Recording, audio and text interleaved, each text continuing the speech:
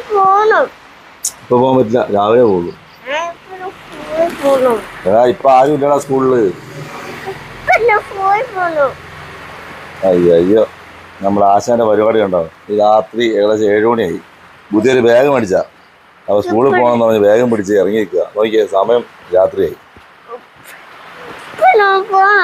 എടാ രാവിലെ പോവാന്ന്.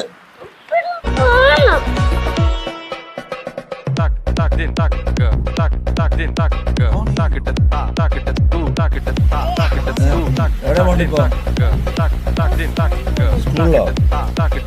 രാത്രിയല്ലേ?